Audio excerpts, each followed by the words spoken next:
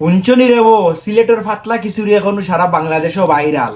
Paper পত্রিকা খুললেও খালি ফাতলা খিচুড়ির খবর দেখা যায়। সেদিন দেখা আমার পত্রিকায় আছে ইংল্যান্ডও জনপ্রিয় হয়। অবশ্যই ইংল্যান্ড জনপ্রিয় হইতো না কেন, এগুলো তো আমরা সিলেটি মানুষ হলো তা হয় ঘটনা শিকার না। ঘটনা হইলে গিরে ভাই, আপনি সিলেটি আর রমজান মাসে আপনি ফাতলা খিচুড়ি খাইতে না, এই কারণ ওইতেও পারে না। অনেকে আবার মাঝে মাঝে আখনিও খায় না, আগেও আমরা সিলেটি জিনিস বিষয়টা এই কার নাই। কিন্তু সিলেটের 98% মানুষে কিন্তু ফাতলা খিচুড়ি খায়। পাতলা খিচুড়ির লগে রে ভাই সানা মিশাইয়া যখন গুড়াইয়া খাওয়া যায় রে ভাই, কি পরিমাণ মজা লাগে, যারা খায় তারা জানে। গরম হইল কি, রমজান মাসে যদি আপনি সিলেটের বাড়া যান, কোনো অনেকে ইফতার করেন, আপনার আর হইতো না রে ভাই ইফতার। দরকার রমজান মাসে অনেক সিলেটে বাড়া গেছেন, তারা কিতা ইফতার করে জানেন? এই কারণে তারা গরিব মানুষ, বিষয়টা এই কারণে।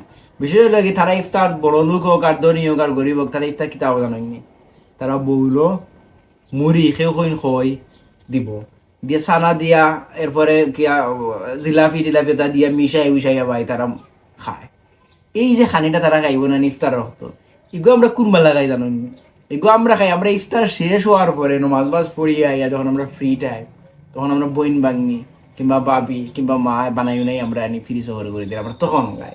তারা যেগুলো ইফতার করে এগুলো আমরা বিলাসিতা আর কি বাদে খাই। যাই হোক, আমি তারা ছোট করলাম না, কিন্তু বিষয়টা হইলো কি রে ভাই, আমরা সিলেটি মানুষ যে দুনিয়ার যে কোনো জায়গায় যাই, ঢাকা যাই, নিউ ইয়র্ক যাই, হোয়াটসঅ্যাপেল যাই, করিমগঞ্জ বাজারও যাই, আসাম যাই, হুজাই যাই, যেন যাই দুনিয়ার ভাই, আমরা পাতলা খিচুড়ি দিয়ে ইফতার না করলে হইতো। আমরা আগে হোটেলে গিয়ে করবো পাতলা খিচুড়ি আসি না, তখন সব বুঝে না পাতলা খিচুড়ি ওই যে বুঝে বুঝে তারা খোয়া লাগে, না নাই তে হতা আছে হতা আছে হতা আছে, তুই না কিন্তু পাতলা খিচুড়ি, আমরা মন ভাঙি যায় ভাই, কিতা করবো আমরা খাই। অনেকে আবার যাও খায়, বিষয়টা আলাদা। তো গরম হয়েছে গিরে ভাই, আমরা সিলেটি মানুষে ইফতার কিলান করে জানেনি ভাই, আমরা ইফতার মানে আলাদা একটা ব্যাপার স্যাপার। ইফতারের সময় হইল কি তোমার পাতলা খিচুড়ি তো তাহবো, সানাবিরাম তাহবো, এরপরে হইল কি শরবত, লেবুর শরবত তাহবো, আলুর চপ তাহবো, তারপরে হইল কি আর তো সাথে তাহবো তাহবো, আর গরজ দিয়ে বইন তা হইতে গেলে নারিং নারিং বিরিং নানান জিনিস টিনিস বানায়।